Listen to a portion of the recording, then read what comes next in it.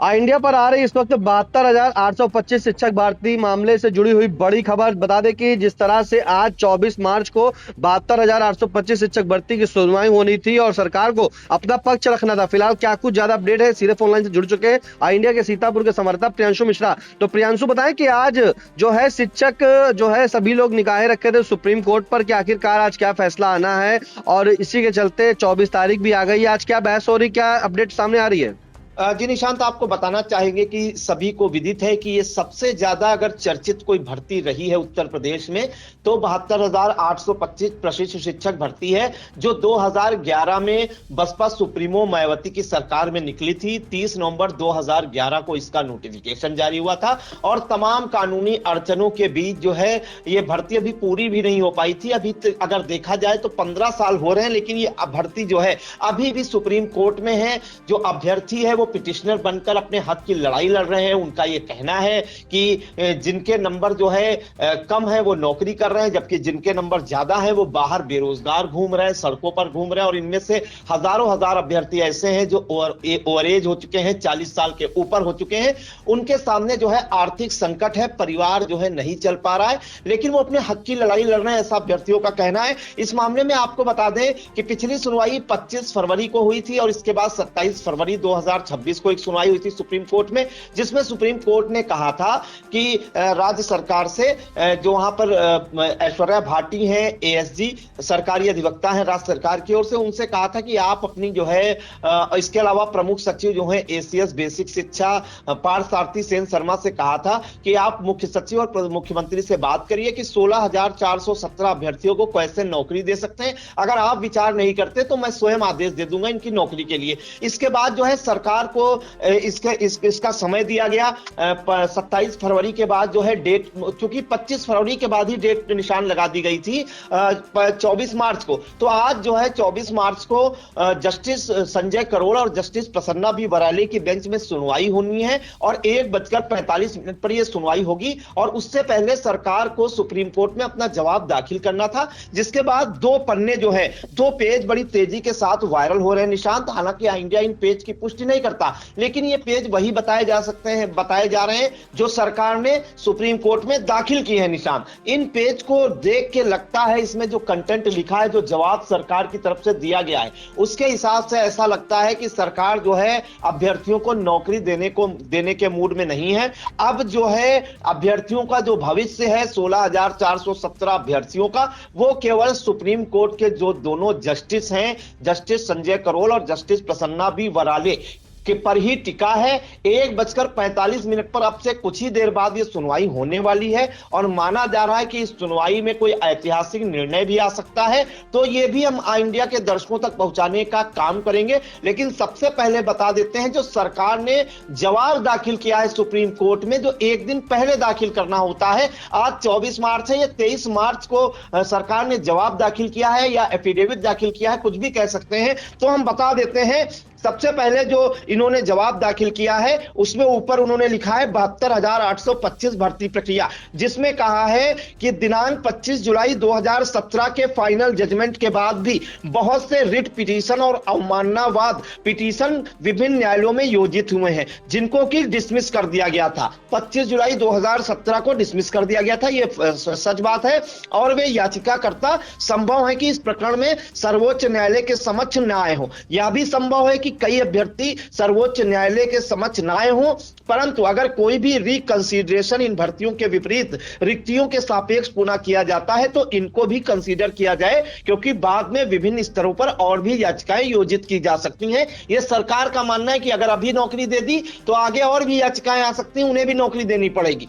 दूसरा, 72,825 रिक्तियों के विपरीत जनपदवार और आरक्षणवार जो भी रिक्तियां हैं उन्हीं के विपरीत आवेदित अभ्यर्थियों को ही कंसीडर किया जाना उचित होगा, क्योंकि यह जनपद का कैडर और जनपदवार आवेदन किए गए थे। यानी कि जिन जनपदों ने अभ्यर्थियों ने आवेदन किया था, अगर वहां का कट ऑफ जो है कम गया हो और अभ्यर्थियों के नंबर ज्यादा हो तो वो नौकरी दे सकते हैं, ऐसा उन्होंने लिखा है। इसलिए ये जनपदवार लिए गए थे आवेदन। उनका यह कहना है केवल उन्हीं अभ्यर्थियों को कंसीडर किया जाना उचित होगा जिनका आवेदन जनपद में उनके आरक्षण कैटेगरी के अंदर 72,825 रिक्तियों के विपरीत उपलब्ध हो और जिनके अंक सर्वोच्च न्यायालय द्वारा निर्धारित अंकों से ज्यादा हैं। देखिए वही बात निशांत आई, उनका कहना है कि अगर जिस जनपद में उन्होंने अप्लाई किया था अगर वहां का कट ऑफ जो है कम गया हो और अभ्यर्थी के नंबर ज्यादा है तो वो नौकरी दे सकते हैं, ये कहना है सरकार का। चौथा पॉइंट उन्होंने लिखा है देवेश शर्मा केस, जिनकी दिनांक है 11 अगस्त 2023 और उसको मॉडिफाई किया है 8 अप्रैल 2024 में।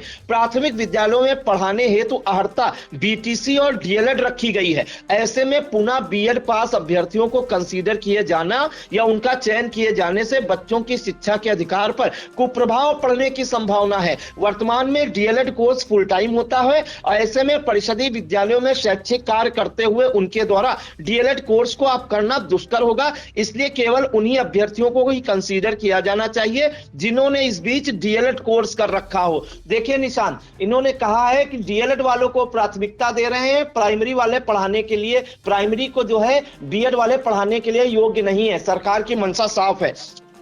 अन्य पॉइंट में उन्होंने लिखा है 5वें पॉइंट में सर्वोच्च न्यायालय के आदेश 27 फरवरी 2026 में याचिकाकर्ताओं को रजिस्ट्री में सूची उपलब्ध कराने की बात कही गई थी, जो कि अभी प्राप्त नहीं हुई है। सरकार को कहना है कि जो सूची 16,417 कैंडिडेट की उपलब्ध कराई जानी थी वो भी उनको मिली ही नहीं है, ये साफ कह दिया है। और इसके बाद लिखा है परंतु उचित यह होगा कि अभ्यर्थियों ने याचिका दायर ना की हो लेकिन उनका जनपदों में रिकॉर्ड है और उन्होंने उस वक्त आवेदन किया हो और जिनके अंक सर्वोच्च न्यायालय द्वारा निर्धारित न्यूनतम अंकों से ज्यादा हो और जनपदवार और कैटेगरीवार 72,825 के सापेक्ष रिक्तियों के अंतर्गत अब उनको कंसीडर कर लिया जाना चाहिए, ये सुप्रीम कोर्ट ने कहा था। लेकिन सरकार का कहना है कि जिस जनपद ने अभ्यर्थियों ने अप्लाई किया था अगर वहां का कट ऑफ कम गया हो, अभ्यर्थी के नंबर ज्यादा हो तो उनको नौकरी जो है दी जा सकती है, ऐसा उन्होंने कहा है। यानी कि एक तरह से पल्ला झाड़ने की बात कही है, क्योंकि कई अभ्यर्थी ऐसे हैं निशान जिन्होंने कई जनपदों में अप्लाई नहीं किया था क्योंकि 75 जिले थे और एक जिले की फीस 500 रुपए थे। तो ऐसे में बहुत से अभ्यर्थी ऐसे थे जिन्होंने वहां अप्लाई किया था जहां का कट ऑफ कम रह सकता हो।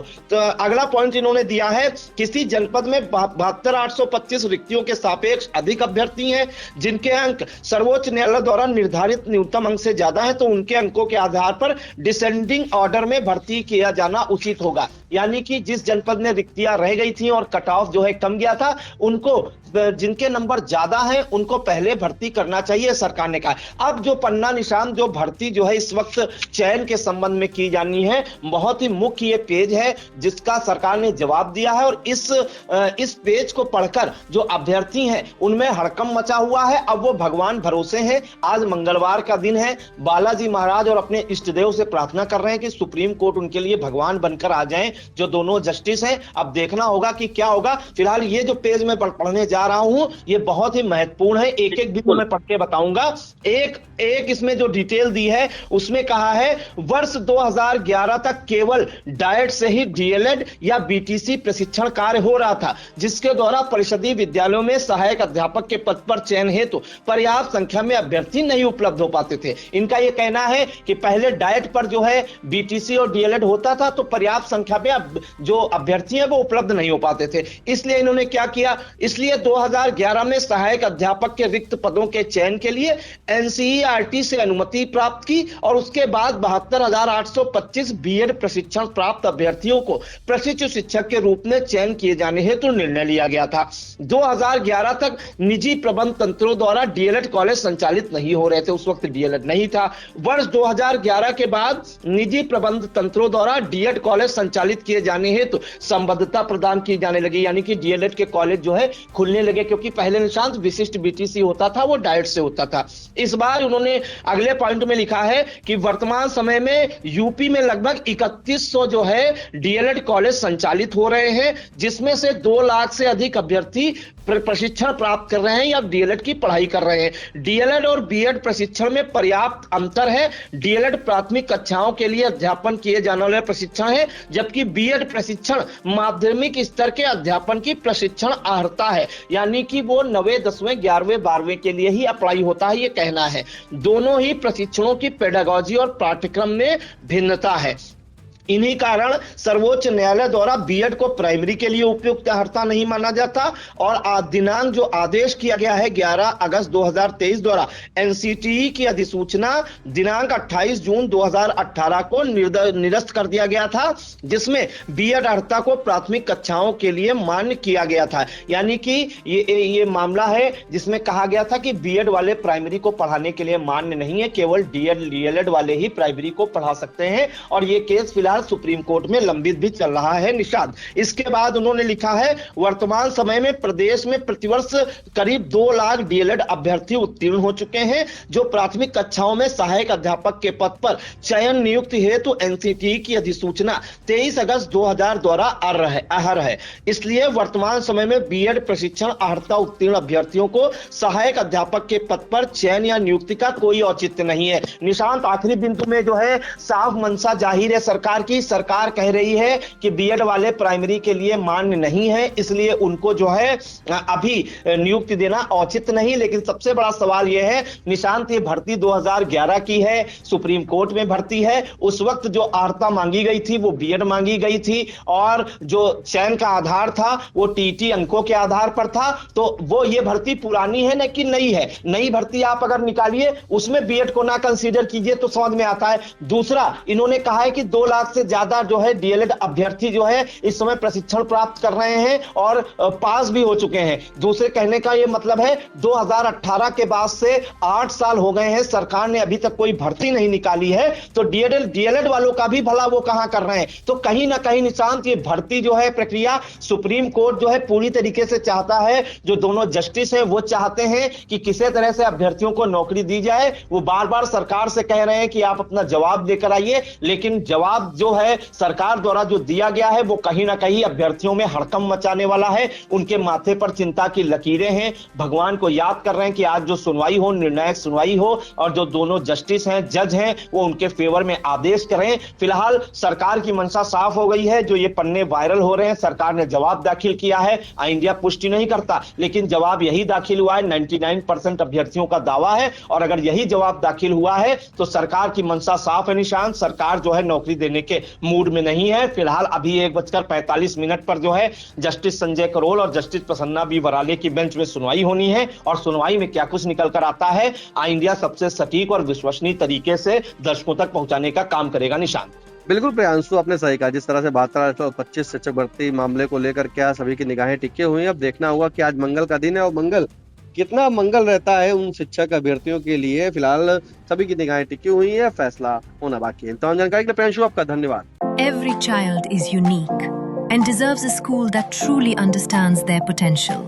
At Bright Future Public School Sidholi, learning goes beyond textbooks. With experienced teachers, modern teaching methods, and personal attention for every student. We believe in academic excellence, strong values, creativity, and confidence. A safe, caring environment where children grow, learn, and succeed. Admissions open! Enroll today at Bright Future Public School Sidholi, where bright minds build a brighter future.